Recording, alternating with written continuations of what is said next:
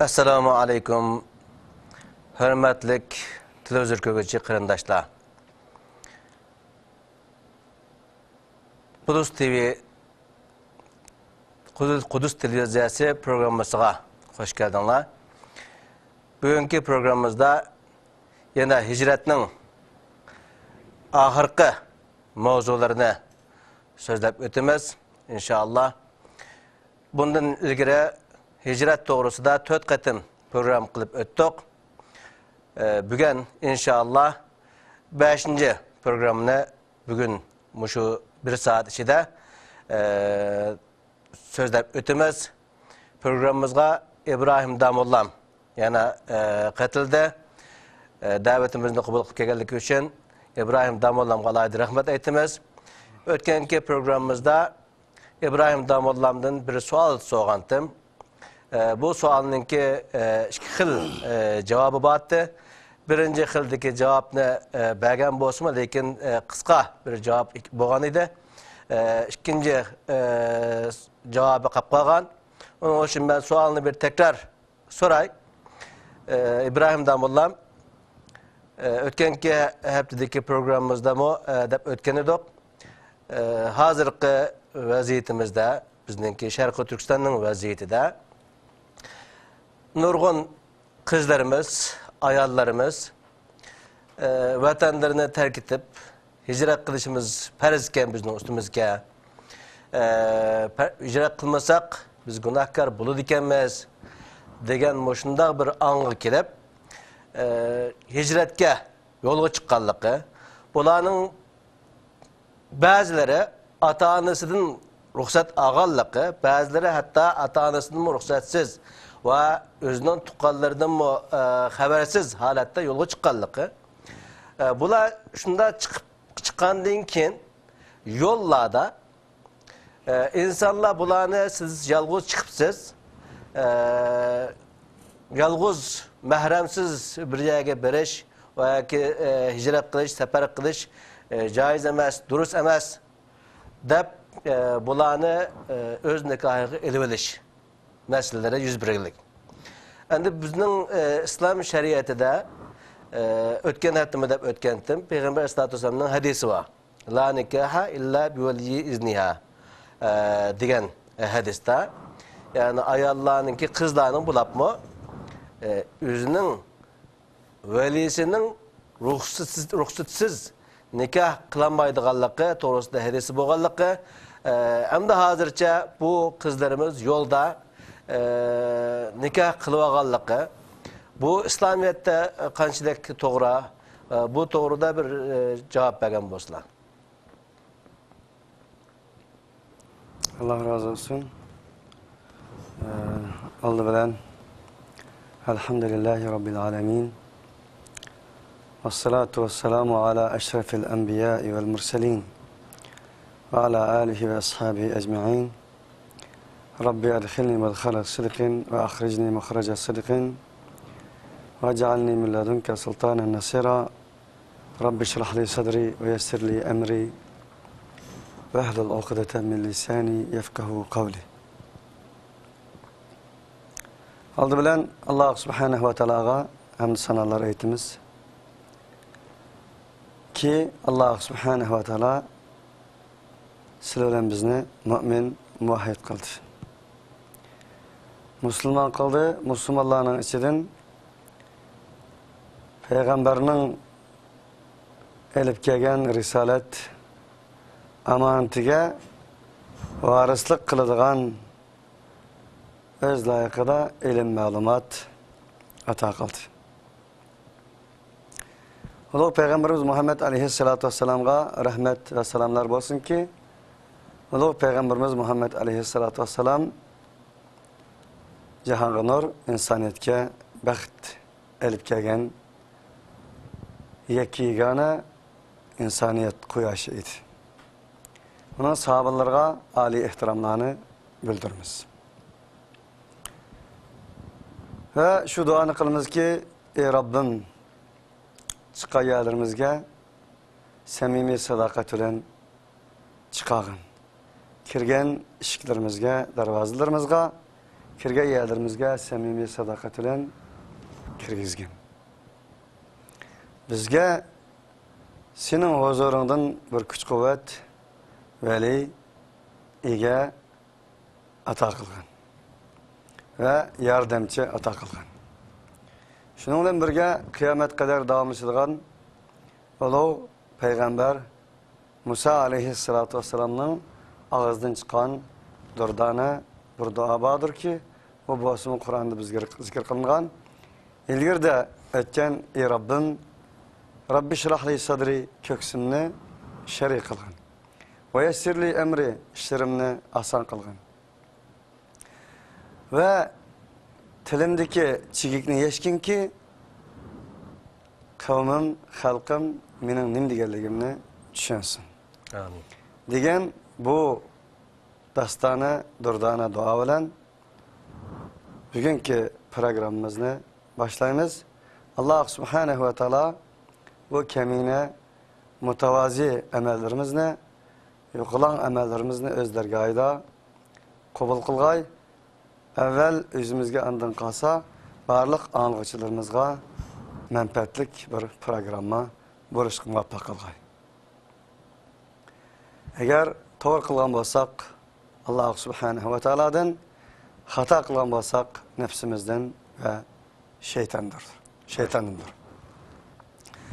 Ayallah'ın mehremsiz sefer kılış meselesi kelgen vaqtınızda okşaş bolmagan fikirler, okşaş bolmagan köz qarashlar mevcut ekanligi. Shundaqla ayallah'ın sefer kılışının üç xil haleti boldiganligi. Birincisi bo'lgan bo'lsa, o ayollar o'zining shaharida o'zining dinini, o'zining diniy hayotini yashayolmagan bo'lsa, bunda sharoitda o ayollarning o'zining yashayotgan zaminidan o'zining dini bilan, diniy kimligi bilan, diniy hayotini yashagudek yerlarga berishning, hijrat qilishning erlerge qanday vacip bo'lgan bo'lsa, ayollarga shundoq vacip bo'ldiganligi. Bu holatlarda bu ayolga nisbatan mahremning shart qilinmaydiganligi. Buni masalan Darul Harb'dan Darul İslamga hijrat qilish safari degan bir atalg'ini ulamalar qo'ygan bo'lib, bundaq sharoitda undaq bir ayolning o'zining dinini, e'tiqodini ve dini hayotini yaşayamagan bundaq shahardan dinin yaşalig'idek shaharga berishning vojib ekanligi.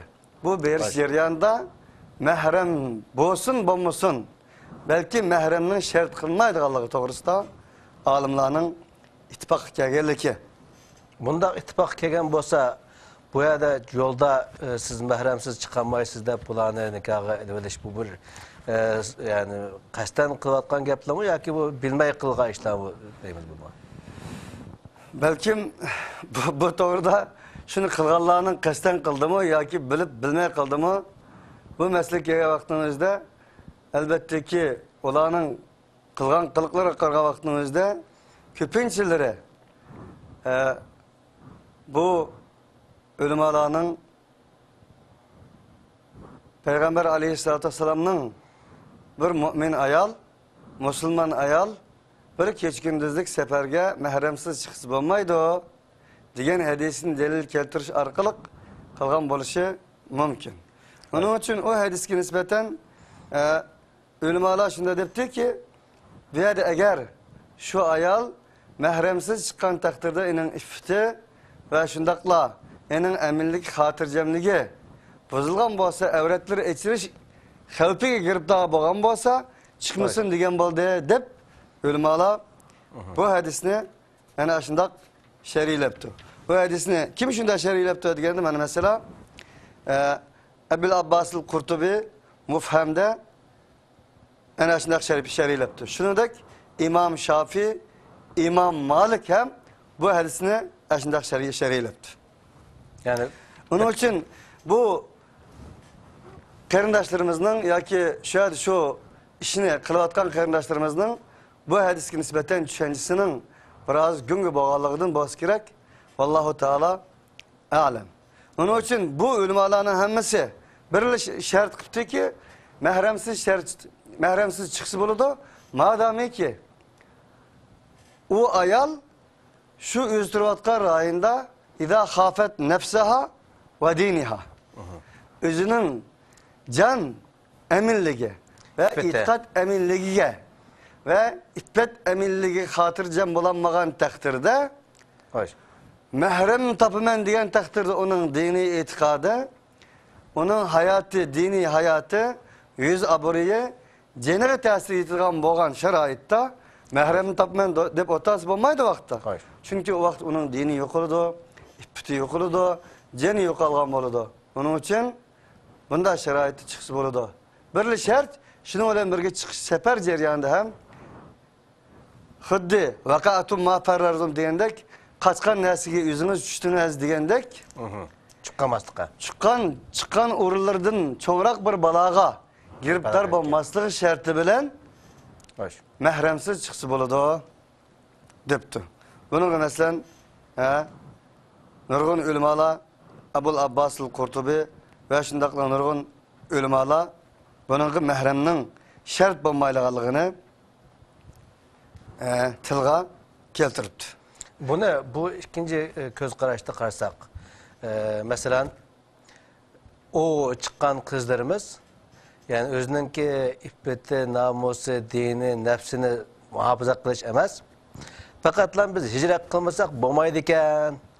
Hicret kılmasak biz günahkar bo'ldik ekanmiz degan mandaq bir e'tiqodlar chiqqanligi uchun ikkinchi mahremsiz chiqsa bo'lmaydi degan gap qolgan bo'lishi mumkin deb mandaq ko'z qarashda bo'lsak bo'lamdi. Belki biz bu to'g'rida hicret oyatlarının birinci kısmını anlatganımızda elbette ki hicret ayetlerinin Sure Nisa'nın 59. ayetinin bir kısmını qarindoshlarimiz şer'i bilgan bo'lsa-mu, yana bir kısmını illal mustadafine miner rical istidaf mustadaf holatının 3 kısmına bölündiganligi. Yani bir kısım mustadaflarning Allah Teala'nın burunqi ularning joyi cehennem buludu degan mustadaflarni arıp turup illal mustadafine miner rical ve nisa vel wildan la yastati'una hilatan ve la yahtaduna sabila fe ulaika asallahu en ya'fu anhum. Yani bu ikinci bir kısım bo'lgan hicretga qodir bo'lmagan, endi bir yo'l topamaganlarga kelsak, o hem acizlar idi, mezlumlar idi. Kimlerden? Erlerden, ayallardan, ballardan, erkeklerden. فَاُولَٰئِكَ عَسَى اللّٰهُ اَنْ يَعْفُوَ عَنْهُمْ. Yani aşılardan Allah subhanehu ve teala affı kılışı mümkün. Allah subhanehu ve teala affı kılgıcıdır. Nâitin bek mağfiret kılgıcıdır. Diyen ayet bu müstesna. Bu müstesna boğan ayetini taşlap koyganlığı içinla hicret kılmasa fakat mutlak bir şekilde hicret kılmasa enin cahi cehennem buludu. Diyen ayetinin bir tarafını elip bir tarafını anmaganlığı içinla ayet xuddi bir insanın kolunu kesese çolak opqağını dek bir insanın putunu kesese toku opqağını dekli yerim halette bir mefhum düşünce hasıl kılınırlık. Onun için mana bu Kur'an'ın ayetlerini bir birisinden kesip anlaş, kesip düşünüş, kesip başkalarına teşvik kılışının kurbanından bağlılığından ibaret bir narsa deb qarashimiz elbette ki muhim. Onun için yanla barliq ijret teşvik qilayotgan qarindoshlarımızning Sure Nisa'nın 59. İnnellezîne tevaffâhumul melâiketu zâlimî enfusihim qâlû fîmâ kuntum qâlû kunnâ mustadafîne fil ard qâlû elem tekun erdullâhi vâsi'aten fetuhâcirû fîhâ feulâike me'vâhum cehennem ve sa'at masîra diye ayetle toxtab qilg'ilaq. İllel mustadafîne miner rical diyen ayetlerini hem ötmelik. Müstesna bo'lgan bu ayetlerini hem ko'zga o'tish orqali müfessirlarning tafsirlariga qarshini yana bir qatim murojaat qilish bilan biz bu to'g'ridagi so'zimizni mishada xulosalashimiz mumkin.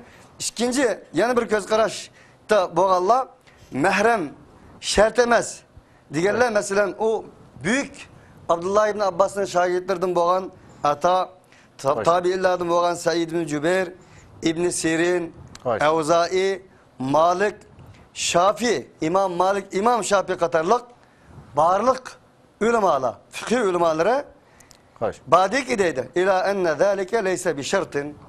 Mana bundak şeraitte o ayalının özünün itikadıga, ceniga, meliga, yüzü aburiga ippidigi tesir ettiğin derecede Evet. sefer eminliği bilen hatırcam bir uğrunlu şerait bilen yeterliydiğin derecede buluşu onu mehrem şart emez deyince mana şu yukarıdaki Hatta ulemalar bunga badeydi. Peygamber Aleyhisselam'ınki zamanıdı mı? Bazı ayallar Medine'ye hicret kılganlıkı hatta İzâ câekumul mu'minâtu degan ayette mümin ayallar sizler kâsi olan tekşirip kıranlar degan ayetidir mi? Yani bu ayallarının yalğız kegelliği bunu kögülü buludu. Bu yada Peygamber Aleyhisselam'ın zamanında yani Mekke'den Medine'ye hicret kılış bir 200 kilometre etrafındaki bir mesafe. Mekke'den çıkandan keyin Medine'ye bağgandan olanı kütüp durduğun bir organın bağlığı.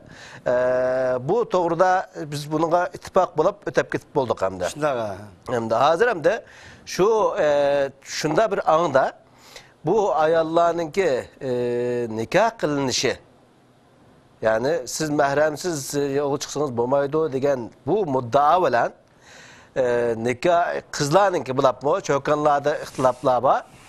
Nikahınki kızlar hakkında bir ittifak bunda Nikahuha batıl. nikah ve batıla deydi. Bu kanda oldu. Atanızın haberi mi yok hatta? Atanızın haberi mi yok hatta? Nikah kılınış. Bu kanda İslamiyet'te bunun oranı mı? Şunu. Elbette ki kız bolsun, hatta ki bazı ulemalar çokan bağın takdirden nikahsız nikah emas deydi. Fakat Hoş. İmam Ebu Hanife buna da nikah deydi. Başka Hoş. ulemaların hammasi köpünçileri çokan bağın takdirden Hoş. velisi bolmasa nikahsız nikah Hoş. emas deyip ene bağın ulemalar var. Ama Hoş. kız meselesi kelgen vaqtimizda ene nikahsız nikah bolmaydı. Fakat nikah bolmadı deganlik ene akıbetinden yaxshi bolmaydiganligi derek bir narsa. Hoş. Şu en sırt mesela bu hayat, aile uyan emas, şakşak Hoş. emas. Bu nurgun eğirçiliklerini beşinden ötküzdüğün Hoş. uzun bir mesafe. Bunda şirayette ayallarının köçülük kapkamaslığı için, ayallarının defsende bulmaslığı için, ayallar aciz. Hoş. Bunun aldığını eliş için tabii ki İslam şunlaşka velisiz nikahının nikah olmaydığı hatta ki mehbi elip taşıdığın bu kaçkı insanlar küllerinin biri de. Hoş. Şahit bulmuşça olmaydığı Hoş. şunda mı emas mı? Bu şunda şartlanınca şart kaldı. Onun için bu şartlar tepilmay turup bugünkü kardeşlerimizin yolda her xil petvalarını çıkarış arkalık özünün hepsi hayışı olan halgança Müslüman kızlarını, Müslüman ayarlarını oynayışı, ulanın takdiri olanı oynayışı bu elbette ki Kur'an hadisinin ruhuna uygun bulmagan, muvafık bulmagan bir kılıklarını Şahitlerin buluşu, velinin ruhsat kılışı yani bir meseleye takıldı. Bir yere üslup vardı ki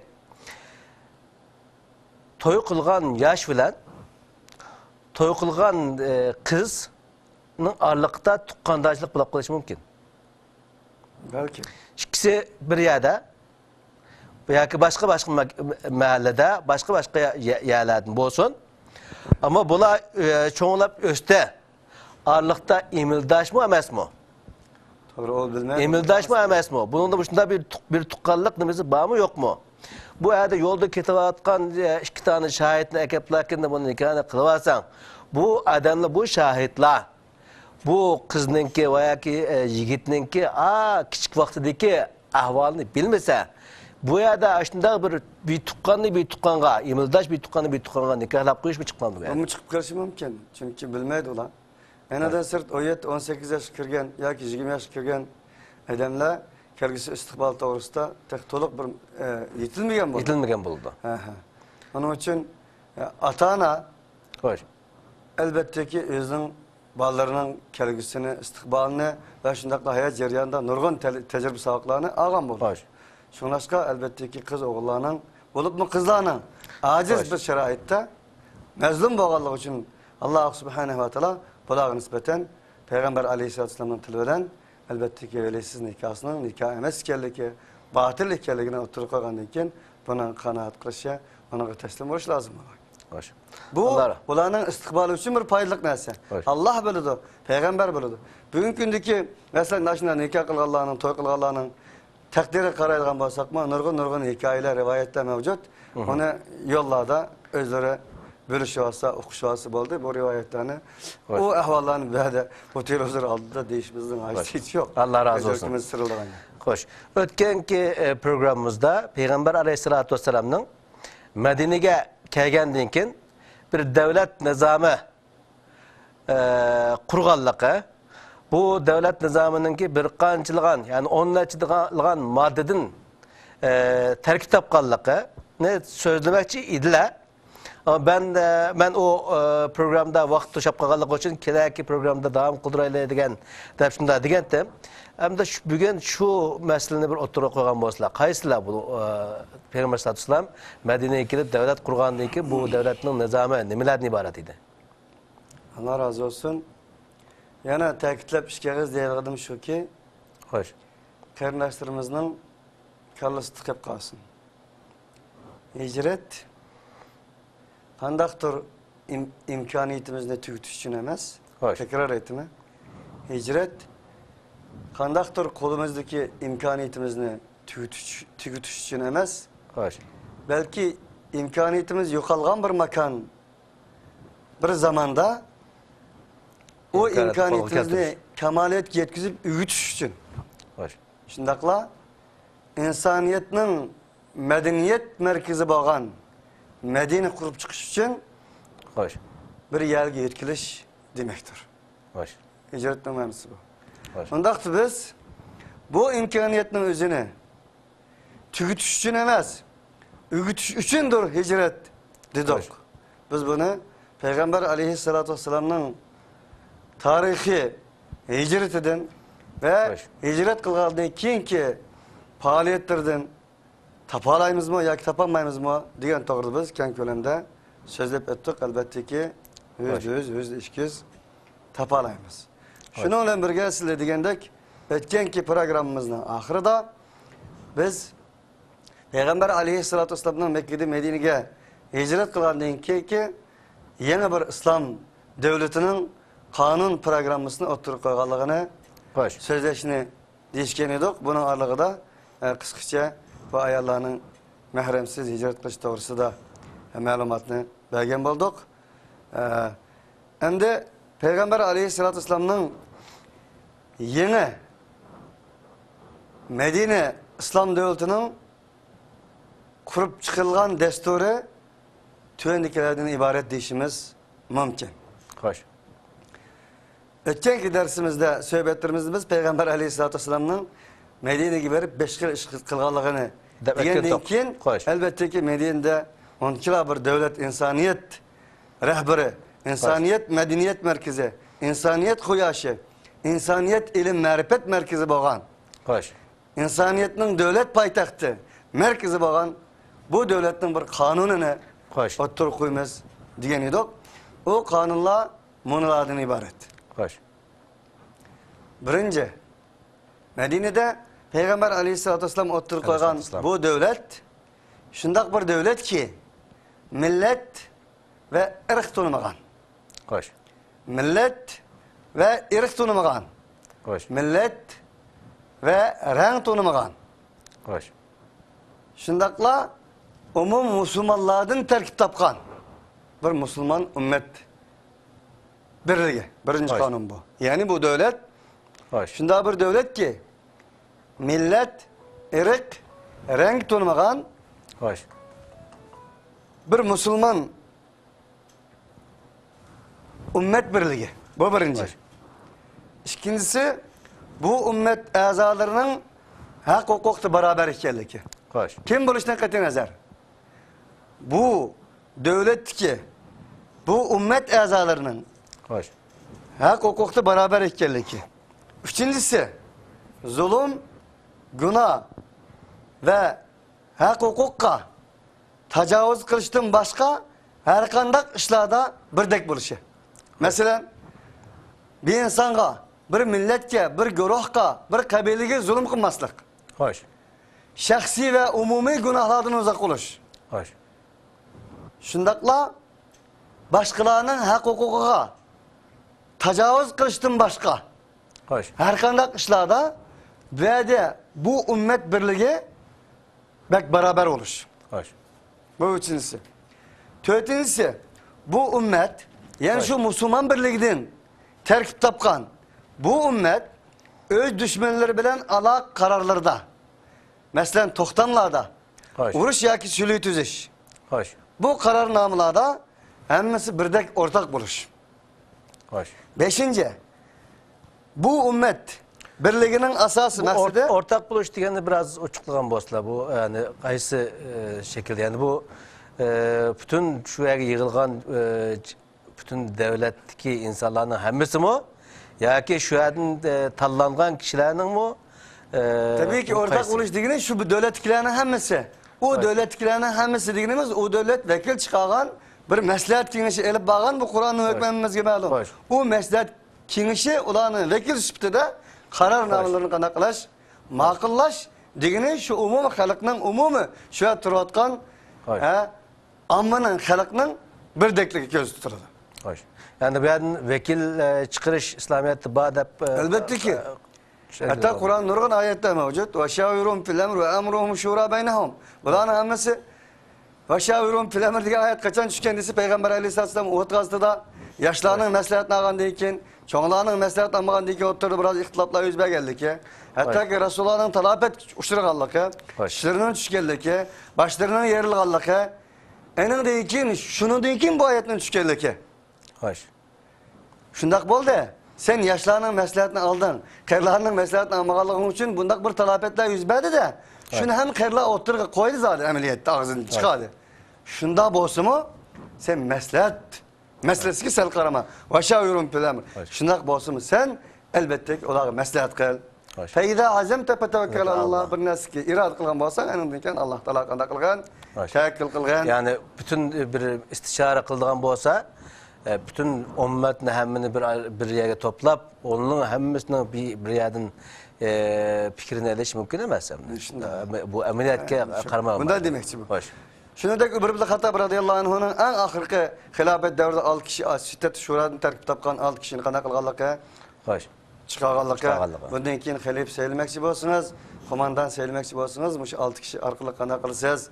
Saylaysiz, bularning ruxsatsiz umum mu'minning, umum ummatning qarornomalari qaror qilmaysiz deganligi albatta ki Qur'onning oyatlariga, Peygamber Aleyhisselam'ın sünnetleriga ham muvofiq bo'lgan bir shakldir. Ön ko'rinishi.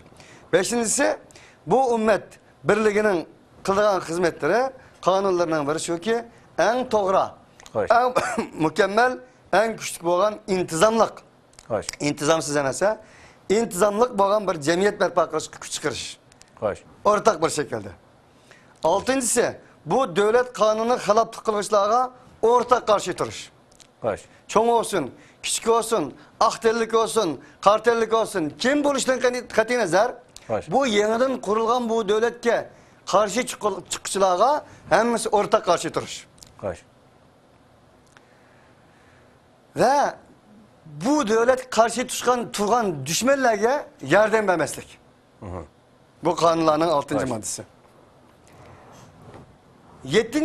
İslam'a itikat kılmagan halkını mecbur kılmaslık. Mecburlamaslik. La ikraha fid din. Ve mecbur kılmaslık bilen birge ularning mal mülkiga, yüz obro'yiga tajovuz qilmaslik. G'ayrimüslimlarni islomga qanday qilmaslik, mecburlamaslik ve ularning haq huquqlariga, mal mülkiga xohlagancha talon-taroj ve tajovuz qilmaslik. Bu yerda Allah Teala'nın ki müşriklerini tapqayada öldürünler, kafirlerini öldürünler degen ayeti ba onda olgandan biz kafirni nädilam körsek öldürüşümüz gerek deydigan manda bir hukm ba emasmı? Elbette ki bu yerda devletning ichida yaşagan kafirlar deb deyatlar. Yani gayrimüslimler degan kafir degan gapim bu. Bu kafirlarning haq huquqidan gap qilyaptilar. Bu yerda bu oyatga xilaf bir gap bo'lmasmi bu? Bu Sure Tövbe Hicri'nin 9. yılları Xo'sh. düşken. Bu bolsa hicretten evvelki baskıçlardaki Peygamber Aleyhisselam'ın baskıç tüzgen bir yeni devlet kanunlarından ibaret. Xo'sh. Onun için bu bir ketti. İkinciden verdeki müşriklerini tutkayada öldürünler degeni Allah'ın Resulu'a vergen ehdilerden yeni vagan ehdilerini sunduğun müşrikler. Eğer mutlak müşriklerin hemmisini tutkayada öldürünler diyen bahsede ayetinin ahırda Xo'sh. وَاِنْ اَحَدٌ مِنَ الْمُشْرِك۪ينَ اسْتَجَارَكَ فَاَجِرُهُ حَتَّى يَسْمَعَ كَلَامَ اللّٰهِ diyen ayet وَاَخْتُلُوهُمْ حَيْثُ وَجَدْتُمُوهُمْ diyen ayetin kiyinkiliklik. Xo'sh. Eğer oladın biri, kimlerden biri? Minel müşrikin. Müşriklerden biri insan, İslam devleti ki sana Muhammed Aleyhisselatü Vesselam siyasinin riyasetini kana kılsa, panahalık talep kılsa, sen ona kana kılgan. Panahalık vergin. Mutlak müşrik boğan bahsede Allah Teala müşriklerden biri ehli demezdi. Verdi ki, nerede tutsana öttürünler diyen müşriklerin özü, öz vakti ki Allah'ın Resulü kılgan ehli peymanlardan yangan namert müşriklerin çoğu, demek çıkardı ki ayette sabittir. Allahu Teala alem. Kayrindaşlarımızın hani şu Sure Tövbe'nin hani şu ayetlerinin tefsiriyle yanılan müracaat kılışını bir katım ve de tekrarlaşılan özümüzden mavzusu koyduğumuz. 8. Ondaqda bu devletin kaymakam turuşu iktisadga bağlıq. Ötkende döp öttük biz. Bunu qanday qiladi degende bu devletin çıkımını Müslüman ve gayrimüslimlardan boğan şu devletin qolasındaki ahalalar bir taraf qilish. Öz yerinden çıkırış. Zakat, sadaka ve şu vaktideki ma'lum miqdordagi devletin çıkımlarını şu yerdeki Müslüman ve gayrimüslimlar öz üstüge eliş. Bu 8. 9. Bu devlet karşı kandak ve kayıs düşman buluştan katı nazar. Yani şu kurulgan bu devlet karşı kandak ve kayıs düşman buluştan katı nazar bu devletteki Müslüman ya ki gayrimüslimlar olsun ortak karşı duruş.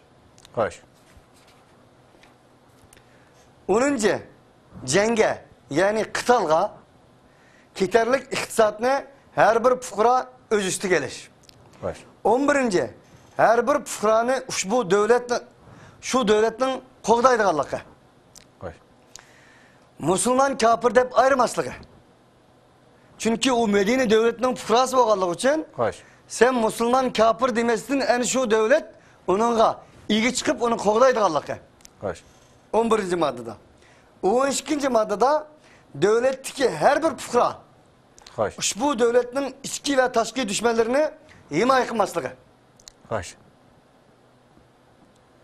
Şu devlet yaşayan her bir fukra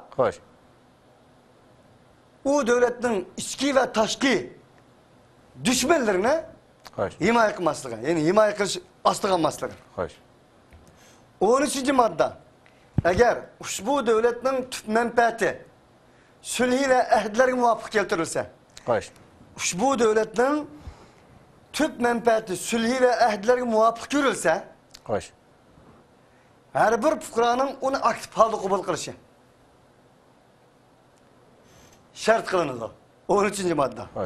Yani buna şu devletni tutuvatkan hakimiyetinin ki ahdinamelerge fuqranın mı boysunuşı şart. Ve şunu amel kılış şart yani bu geldi. Muhammed Aleyhisselatü Vesselam'ın şu anda yazgan, oturup koygan kanunları. 14. Her bir günahkar öz günahı mesul olduğu bir insan günah kılsa, bir insan günah işlese, ikinci bir insan onun tüfeğinden ceza tatılmaydı Allah'a. Bu hem kanunda var. 15. Devlet ezaları. Ben bir nesini diyeyim ki adı, muşun zikir kılganımda. Bu kanunlarını, bu devlet kanunlarını bugünkündeki devletle İslam'dan oğulgandır. Şunda oğurluyor ki bula, namert oğurluyor ki yep bulap, iş bulap, ügünü bulap, Yüzün kılvagan Kılıp oğul. algan. Halbuki devlet kanunları, insaniyet kanunları hemmisi Allah Teala tarafından Peygamber Aleyhisselatü Vesselam arkalık oturup koyulgan kanunlar. Hoş. Hakikaten bu diğerlere şu Peygamber sallallahu aleyhi ve sellem zamanında Avrupa deymiz. Avrupalıda o vakti adam güçeydi o zamanla. Yani ayarlarını bir mal dep qaraydigan, yani setip aldığan mal dep qaraydigan aslında qalaq bir zamanla dünya cemiyeti şunda qarangı besip ketken bir zamanda Peygamber Aleyhisselam'ın elip kelgen bu kanunlara insanı hakikaten hayranlıkka düşürdü. Allah mesut kegençi ya eyyühellezine amenu la yahillu lekum en terithun nisaa keraha diye ayetinin esbabı nuzulda. Hoş. Araplarının kaidesinde özünün dadısının ayağına eriş dururken. Dadısı ölüp ketkendiğin keyin onun ayağlığı varsa oldu ki. Ügey olsun. Ügey olsun. Kim bu işte katı nezer? Özünün anısı Hatta ki ayarlar akrabalarının akrabağı miras kaldı aşkı. Anısı demezdi bu yani. Ya bu lıkı dadısı. Ügey dadıları. Ügey dadıları. kalgan ayarlar. Ya ki dadılarının ügey ayarları. Ayarlar aşkı miras kaldı aşkı. Hoş. Hatta ki Avrupa digence 1950 yılları Avrupa Fransa parlamentoda hatta ki Moskova parlamentlerinde Rusya'da ayarlarını biz insan katarı sanayımız mı ya ki sanmayımız mı? Bu insan mı insan mı? Ne deyimiz zaten? Er kişilerinin paydını işteyiştik bir paydını matası deyimiz mi? Ya ki ayarlar deyimiz mi diyen talaş tartışlar mevcut idi. Öyle değil. Bu anımız gibi alın. Onun için 15. maddede Peygamber Aleyhisselatü Vesselam'ın dedi ki devlet azaları, devlet taşkırsı çıksa, ya ki içki tarafı sefer kılsa, devlet aslında himaye kılındı Allah'a. Hoş. Sefer hekminin birildi Allah'a. Şu Medine devletinin içi de, ya ki taşkırı da, şu devlet aza olan azanın kılığı tekken takdirde, bir tal tüküğü tekken takdirde, o devletin onu himaye kıldı Allah'a, mesuliyetini üstüge aldı Allah'a, oladın sual soraydı Allah'a. Ve enin tükünü, ve enin yüz aburini, bir tal tüküğü tekkellerine nispeten, siz neymiş kıldınız, deyip cevapkarlık tardık Allah'a. Bu 15. madde. Hoş. Şundakla o insan ne? O devletin içki ve taşki sefer ceryanında o devletten himaye kıldık Allah'a. Hoş. 16.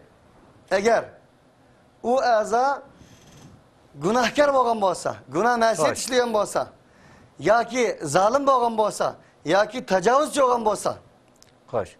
o devlet o himayesine emelden kaldırır Allah'a. Hoş. Sefer kılganda, ya ki olmazsa devletin içinde ya ki teşhir sefer kıldık o. Hoş. Ya ki bir muamelda sefer kılgan insan, onun kılgan kılığı insaniyetinin tebididi yaxşılık bulmagan. Hoş. İnsaniyetke bala etkiledigan. Hoş. İslam'da günahkar deyip günah sanıldıgan. Veya ki bulmasa başkalarının hak hukuklarına tecavüz kıldıgan, hak hukuklarını depsen kıldıgan manda zalim bağın takdirde Hoş. o devletin o şahsını, o efradını himaye kılışını özüsü kalmaydı Allah'a. Hoş. Çünkü zulüm, İslam, kitap, samavi kitapla, bağırlık peygamberle, akide de, tevhid oturuq için dünya kelgen bolsa, muamelede adaletini oturuq için kelgendir. Onun için, benim devletim bu deyip, benim devletimden azası deyip, o insan günah kılgan takdirde hem, Hoş. tecavüz kılgan takdirde hem, zulüm kılgan takdirde hem, eğer o devlet onu himaye kılsa, elbette ki Muhammed ki mensup olan, sallallahu aleyhissalatu vesselam ki mensup olan bu devletinin en asası noktası olan tevhidke ve onun ikinci muamele asası olan adaleti karşı çıkargan boğaçka o insan günah kılmaslığı, başkalarının hak hukuklarına tecavüz kılmaslığı şarttır ki himaye kılınsın. Yani bu seferge çıkandan keyin mesela İslam devletinden başka bir kafir devletke çıktı. Ticaret veya başka bir işler için. Misal kılıp etsak, mesela o devletninki özgürlük kanunu var. Her devletninki özgürlük kanunu var.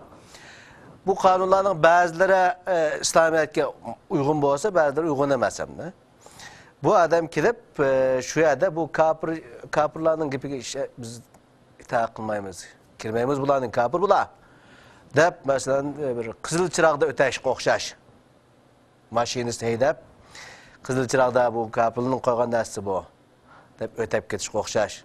Boshundagi ishlarni qilsa, chunki avlar bilan kafirlar bilan bo'lgan arliqda islom davlatining bir anglashmasi, ittifoqi bor. Shuningga buzg'anlik bo'lganligi uchun buning bu yerda himoyasi ko'tarilib ketilmoqchimizlar. Yo'q. Elbette ki Kızıl Çırak'ta ötep ketken takdirde karşı taraftan bir maşın gelse onun hayat hafif tesiri yesiyor. Bu nesillerde insaniyet ortak bir nesiller bu. Hoş. Hele o kapırının kanunu olsun, o aslında İslam'dan kanunudur. Hoş. İnsaniyetin ve Müslümanların öz afradını kovdaşka, olanın eminlikiye, hatırcanlıkiye lazım boğan kılıklığa kanun çıkarışının hemisi el-hikmetu dâletul mu'min fe eyne vecedaha fe huve ahakku biha. Hoş. Hikmet, paraset, eminlik, hatırcanlık kanunlarını çıkarış müminlerin juturup koygan nesisi.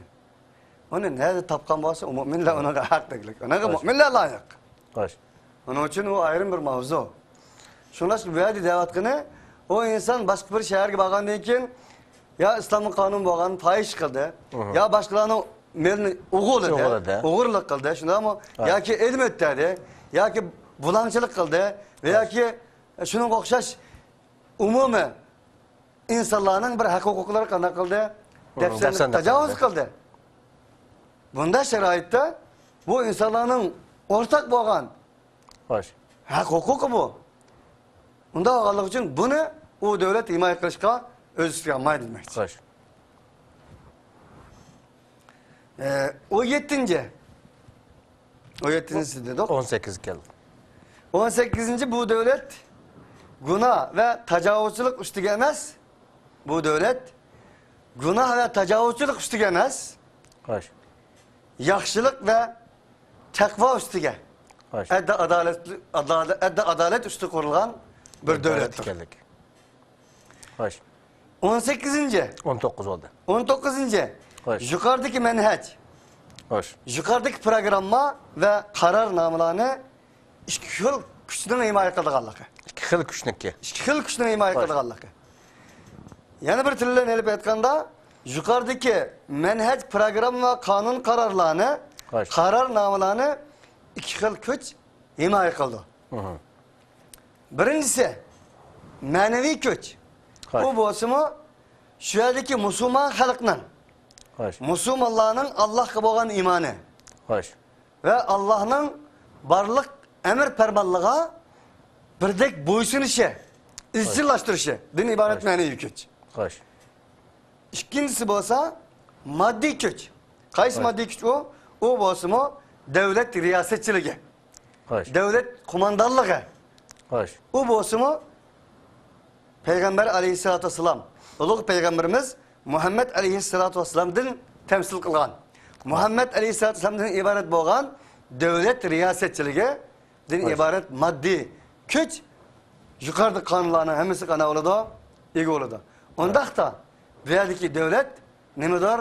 İslam devletidir. Onun riyasetçiliği kimden koludur? Muhammed aleyhissalatü vesselam'dan çok koludur. Mana bu Medine Münevvere'ge Uluğ Peygamberimiz Muhammed aleyhissalatü vesselam bağan deyken oturup koygan destur. Hoş. Kanun. Bu kanunla qarğa vaqtimizda sizlar buni Peygamber aleyhissalatu vesselam beşide bo'lgan bir İslam devleti deb tushunadilar. Hozirgi kunimizda Peygamber aleyhissalatu vesselam devlet reisi emasda. Peygamber aleyhissalatu devlet qurmagan. Hatta İslamiyatda siyaset yok. Siyaset İslam'da yok deydigan bunda bir fatvalar var turda. Bunuğa dep qaraymiz. Şunu çıkışımız gerek hem de. Vallahi müstahane demez bunun kanunda. Siyaset yok degeni de. Hoş. La ilahe illallah Muhammed Resulullah'ın bir siyasettir. Hoş. Allah subhanehu ve teala وَمَا أَرْسَلْنَا مِنْ قَبْلِكَ مِنْ رَسُولٍ إِلَّا نُوحِي إِلَيْهِ اَنَّهُ لَا إِلَٰهَ إِلَّا أَنَا فَاعْبُدُونَ. Biz bir peygamber evetmedik ki, Hoş. eğer evetken bolsak, biz onunla tüyendeki nesini vahiy kılıp evettik. Nima o? Allah'a. Bir Allah'tan başka ilah yok. La ilahe illa ana. Men ilahtır men. Başka ilah yok. Fa'budun. Mağlam kulçuluk kılınlar. Digenden ibaret vahyini ayet şarkılık peygamber ayettik. Nima degan boldu bu? Ondaqda kullağı kul buluşunun yimirip taşlanıp Hoş. barlık kullarının Allah kul buluşundan ibaret bir gaye maksat için kelgenligini ispatlaydı. Onun için Rabi ibn Amr Rüstem'den kışa kirgen çağda Hoş. gelem zilçilerin üstüde hasıllarını teynip çırp nima dedi? Nima için geldin degende biz şunun için geldik ki biz barlık dillarının zulmüden İslam dininden ibaret büyük bir dinning adalatiga. Hoş. Barlık insanlarning kul buluşdan, kul buluşga loyiq bo'lgan bir ilahning qulchiligiga da'vat qilish uchun keldik. Demedim. Hoş. Onun için bu ma'noda elbette aytganda biz payg'ambarlarning şuarlarini hammasini bir qatim tilga olganimizda ve ila adin aham hudan qala ya qawmi ibudullaha ma lakum min ilahin gayru. Hoş. Biz atni ve ila adin aham huda at kavmiga hudni avatdik dedi Allah subhanahu wa ta'ala. O dedi ki faqala ya qawmi ibudullah ey halqim ubudullah bir Allah'tan başka enin gayri bo'lmagan bir ilah qulchilik qilinglar deb avatdik. Hoş. Barliq payg'ambarlarning hammasi uchun. Lotmi shu, Shuaybmi shu, Nuhmi shu, ha? İbrahimmi shu, Bütün peygamberler. Musa'mi shu, İsa'mi shu, ulug' payg'ambarimiz Muhammed aleyhissalatu vesselam shu. Hoş. Unda qolganligi uchun dunyoda qulluq yo'qolsin, barliq qullar barobar olsin. Payg'ambar aleyhissalatu vesselamning o'tirib qo'ygani kullukum banu Adem ve Ademu xuliqa min turab. Hammanglar Adem ballari va albuki Adem tuproqdan yaratilgan edi. Hoş. Hammanglar o'xshash barobar. Sizlarning arablaringlar bilan ajamlaringlarning farqi yo'q. Qarterliklaringlar bilan aqterliklaringlarning farqi Farqi yo'q. yo'q. Hiç bir insandan farqi yo'q. Her bir insanlar Ademning balası bulup Adem tuproqdan yaratilgan. Undaq ekan, ba'da bir insandan farqi yo'q. Faqat farq nimaga farq deganda sizlar bilan Allah, sizlar bilan har bir shaxsdan Allah o'tirsidiki taqvodorlik, Allah o'tirsidiki muomala, Allah o'tirsidiki samimiy sadoqatlik. Mana bu sizlarning farqingiz shu. Dedi emas payg'ambar alayhisolatu vasallam. Hoş. Unda o'g'anlik uchun bu yerda biz nekini la ilahe illalloh Muhammedur Rasulullah dedik. Biz siyaset kirdik. Hoş. Onun için Peygamber aleyhissalatu vesselam'a ey Muhammed aleyhissalatu vesselam sen muş la ilahe illallah ne demigen bolsan? Hoş. Çünkü insanlarını kul kılganlar özlerinin hakimiyetlerinin ravaklarını insanların kallarından, insanların terlerden, insanların iktisatlardan, insanların kulçuluklardan yasagan idi. Paytaxtları onundan bağan idi. Hoş. Onun için Arap yerim aralığı insaniyet kuyaş boğan Muhammed Mustafa sallallahu aleyhi vesselam la ilahe illallah diyen çağda ola onu düşüngen idi. Hoş. Bu gepning nege bardağalığını ola bilgen idi. Onun için bugün mü düşünmekte? Hoş. Bugünkü kapırlar için. Bugün kapırlar mı düşünmekte? La ilahe illallah'ın hakiki manasını düşüngen insanlığa nispeten ayrım karamakta. Hoş. Hakikaten bu yani Müslümanlardan bekrak bu la ilahe illallah Muhammed Resulullah'ın ki manasını ne kapırlar kafirler bekrak şunu ötüdü yani. Muhammed Aleyhisselam dedi ki sen hukuk talep kılmakçı bolsan hukuk vereyle. Hoş. Eğer çıraylı kız talep kılmakçı bolsan kız vereyle. Hoş gepni oturup koymagan bolsan. Hatta ki Peygamber Aleyhisselatü Vesselam ec'alel aliyete ilaha vahide inne hâzâ le şeyun ucab. Bu Muhammed bizim ilahlarımızı, köp ilahlarımızı bir ilah kılmakçı mı? Bu ne diyen acayip bir iş ya. Resulullah şunda oturup koydu ki sen la ilahe illallah Muhammed Resulullah deme. Hoş. Mekke'de 360 butba idi sen mi 5 tane ekilip koy. Hoş. Belki 10 ekilip koy 370 olsun. O butların hemisi kabilenin butlarıydı. Hoş. Tayyip'nin bir butu var uyada. Yani bir kabilenin bir butu var. Yani bir kabilenin bir butu var. Demek ulanın hemisi bir ticaret idi. Ulanın hemisi hakimiyet idi. Ulanın hemisi bir siyaset idi. Demek şu vaktki zalim hakimiyetinin siyasette bozulganlık için. Siyaset bozulganlık için şunu siyaset dep qargan edi ola. Şunlaşqa ola degen edi ki sen yani 5 but elip gel 305 olsun. Ya ki 10 ekka 370 olsun senin bir butun olsun. Sana biz çakılmayız. Deyişken edi. Ama Muhammed Aleyhisselam şu vakta ne mi dedi degende on kolamga, künne sol kolamga aynı koysanız ben bu davasımdan vazgeçmeyim. Bu demek bir insan la ilahe illallah diyen günden başlap elbette ki siyaset giriyor. Hatta ki euzubillahimineşşeytanirracim'den başlap. Hoş. Şunun öze Men siyaset. Allah'ın huzurudun, Allah'ın rahmetidin koğlangan şeytanın yamanlığının pana tileymen diyen gep bu. Yani Allah kısakını men Allah diyen. sözden. Men şeytanlardan özümle öğreymen de barlık özümle Allah kartımen diyen. Barlık şeytanlığı can ilan kılmen diyen gep. Hoş. Barlık şeytanlığı bayanat ilan kılmen diyen gep. Men yüzümle şeytanlardan körüp Allah yüzünden diyen. Bu manada ne aytganda euzubillahimineşşeytanirracim'nin yüzü bir siyaset. Hoş. Yüzü bir kanun.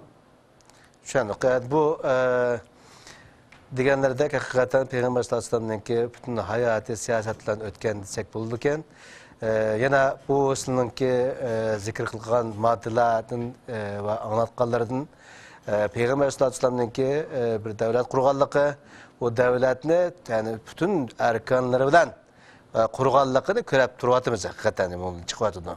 Yani şunun için bu Peygamber sallallahu devlet kurmagan veya siyaset kılmagan geplerimiz kuruk bir gepler ekenligi çıkıvatıdı. Bu yerde bu mevzumuzun biraz çetlep ketken bolsak mı? Lekin bu maddelerden şunda bir mezmunlar çıkanlık için bunu sorap kaldık. Hürmetlik televizyon kögöçü kırındaşlarımızın bu sırayımız çünkü mevzumuzun çetlep ketkenligimiz için.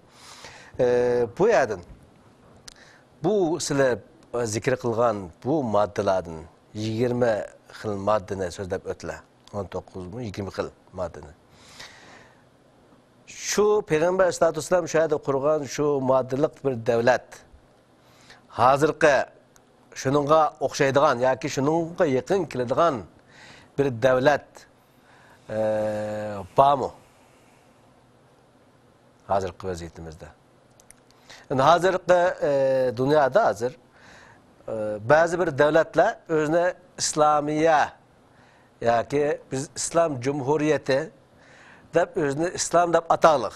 Lekin İslam dep atagan bilen onun kılıvatkan işlere qaraydigan bolsak İslamiyetle çok bir alakası yok. Bu resmi devletlerini bu tarafga itip koysak resmi devlet dep tunulganlarını bu özüne yani başkaça devlet dep tunulgan yoki şununğa okşaş bir mekanını bağlıqını dava kılıvatkanlarga nispeten ben sizden sorayım çünkü bu meydanda çıkıp kögen kişi olganlıkları için boşunda Peygamber sallallahu aleyhi ve sellem'ninki kurup çıkan Medine'ge okşaş yoki şununğa yakın keldigan bir mekan bir devlet barmı hazırca? Bu meslek gelgen çağda tamamen yok diyerişimiz mümkün. Hoş. Çünkü El-Ahkam-ı Sultaniye kitabında tertosu şunda bir Allah o kişini muhafızlık kılsın. Amin. Fikrini oturup koygan. En başka nurgun materyallerde mevcut. Bir devletinin erkek İslam devleti buluş için o devlet İslam'ın siyasi, iktisadi, itikadi, ahlaki, ictimai boğan taraflarının hemmisiga %100 to'liq amal qilingan taqdirda o devletning İslam devleti bo'lganligi. Bir devlet itikadi siyasi jihatda Kur'an sünnetinin itikadi siyasi manhajlarga amal qilib, enin edep ahlaki iqtisadi jihatlarga manhajlarga amal qilmagan bo'lsa, o devletinin %100 İslam devleti bo'lmaydiganligi. Hoş. Bir devletinin ahkami, edep, ahlak, muamele ve kanun cihetki, mesela had hudud cihetki, Hoş. kanunlarga amal qilib, siyasi, itikadi, iqtisadi cihetlardaki programmalarga %100 amal qilmagan bo'lsa, o devletinin %100 bir devlet İslami bo'lmaydiganligi to'g'risida ma'lumot bergan. Onun için bir İslam devleti demek Hoş. siyasi cihette, birinci itikadi cihette, siyasi cihette, ahlaki cihette, muamele cihette, iktisadi cihette, had hududunu icra kılış cihette %100 Kur'an ve sünnetinin sahih boğan siret Muhammed Aleyhisselatü Vesselam'ın siretiga muvafık boğan %100 şunun bilan muvafık boğan bir devlet şekillengen bolsa, undaq bir devletni %100 biz elbette ki İslam devleti, devletil İslamiye ya hilafetil İslamiye deyişimizning mümkün bo'lganligi. Agar şu şartlarning birisi tepilmagan takdirde undaq bir devletning İslam devleti bulanmaydiganligini o'tirib qo'ygan. Yani Bu biri. Bunun en nimesi, misali Peygamber Aleyhisselam'ın kurgan devlette özünün fuqaralarini müdafaa qilish, himoya qilish degan bir kanun o'tirib qo'ygan. Hazır şunda müdafaa qiladigan bir devlet bormi hozir? Özünün fuqaralarini himoya qiladigan, ularning iffatiga, namusiga tajovuz qilinsa, onu qilinmasligiga müdafaa qiladigan, himoya qiladigan shunday bir devlet bormi? Undaq bir devlet nekini Osmaniye halifesi, İslam halifesi yo'qolgandan keyin unda bir devlet texi bo'lmadi. Navbatdamizga ma'lum Afg'onistonda bir islomiy imorati e'lon qilindi. Bu devlet 6 yil, 5 yil umr ko'rgan bo'lsa-mu, balki oxirida din dushmanlarining islomiy imoratga, islomiy devletga qarshi bir kelishishi sababi tufaylidan albatta ki qad qomatni ruslab turib olmadı. Onun için şu devlet bir e'lon qilganligi hammamizga ma'lum. Bu devlet to'g'risida mesela çoğun şeyhinin, şu yerdeki şeyhlarning ismini demesemmi, şu yerdeki şeyhlarning o'tirib qo'ygan bir ma'lumoti bor. Xo'sh. En oxirgi 1999 yil 2000 yillari biz imorat islomiyni haqiqiy %100 islom devleti deymizmi yoki deymizmi deganda masalan Misrlik, Saudilik, Yemenlik bir qancha doktor professorlardan tarkib topgan, şu yerda jihad qilayotgan mujahidlarga qo'mondonlik qilayotgan shayxlarning og'zidan birdek chiqqan narsa, bizning qo'limiz bilan anglagan narsa shuki, bu %100 islom devleti diyemaymiz, ammo 21. asrdagi Muhammed Aleyhisselatü Vesselam'ning qo'ygan Kur'an sünnetga eng yaqin bo'lgan, islom devletiga eng yaqin bo'lgan bir islom devleti diyemeyiz. Ama %100 buna hilafet İslami diyemeyiz. Diğerligini biz öz kılığımız bilen anlayan hem de onun için yani şunu diyemeyiz. En ödeyin hazırki dünya vaziyeti de dünya coğrafyalık Müslümanlar coğrafyasında ondak bir Müslümanlarını kuvvetleyen, kuvvetleydiğin bir devlet mevcut emez. Mesela İslam'ın büyük olan Saudi'nin siyasi ahvali, devlet ahvali. O Saudi'nin ahvali zaten mesela ayarlarını resmi çünkep taşkı görünüşte mesela uzaktan karşı bir olanın muhiti, cemiyetinin bir İslam devletine yakın hikayelerinin taşkıcatı görmez. Ama elbette ki himaye kılıç meselesi gelgen çağda 50 yıl, 40 yıl aşağıda yaşayan insanlar var. İkamet meselesi gelgen vaktimizde onun da sıkıldığın ve şunun okşaş mesela olanı muhafazat kılıç, müdafaa kılıç meselesi gelgen nurgun krizlerine, müşkillerine kelimez yani. Onun için nöbette bundak bir Medine devleti okşayan bir devletinin, İslam devletinin bombalığı hemimizge aşkar ve ayandır. Onda diyememiz lazım. Allah rahmet kılsın. Suallarımızın ayeti enik cevap verler. Kırındaşlarımızga şunu eskertip ötey. Yani bu yerde biz silah üstüde oturup rahat geplerini kılış asan silah boşunda aya çıkıp bulap onun için benim ahvalını bilmem boşunda sözleştiler deyişim mümkün. Ama şunu bir dep ötey ben bu yerde üstüde gep kılmak mı asan emez. Yani bu programa kirgen vaxtıda mı benim tilimninki kemigenliki, toxtab qalğanlığım, hatta hazır mı şu sözde vatqa vaxtında nəhayət diqqətlə oturup qılıvatqanlığımı üzem bilmə. Bu asan bir məsələ emas. Allah Subhanahu ve Taala'nın Peygamber Aleyhisselatü'nunki yol yürüklerini alimlerden ügünümüz. Alimler Peygamber Aleyhisselatü'nun varisleri, Peygamber Aleyhisselatü'nun varisleri olsa, peygamberlerinin varisleri olsa, peygamberlerden mal, mülk, miras koygan emas, ağan emas, ilim, marifat miras ağan. Şunun için İbrahim Damollamni bu programga davet kılıp, hicret doğrusudaki bu düşüncelerini elişini halıdık. İnşallah hemimizni Allah subhanahu ve taala hidayet üstüde müstehkem kılgay. Ayaklarımızını hidayetin kaydolmagay. Bugünkü programımız müşahede ahırlaştı. Vaktimiz tükedi. Onun için vedalaşışa mecburumuz. Hürmetlik televizyon köyici kırındaşlar. Kilaki programın kadar hemmenlerini Allah subhanahu ve ta'alaga amanet kılman. Ahırda bu hicret programı müşahede ahırlaştı. Söz edildiğim bolsak nurgun sözler var ama muşunda kısaca bolsun istedik. İnşallah kilaki programlarda başka mevzularda sizler bilen yüz görüşken kadar hemmenlerini Allah subhanahu ve ta'alaga amanet kılman. Vesselamu aleyküm ve rahmetullahi ve berekatuhu.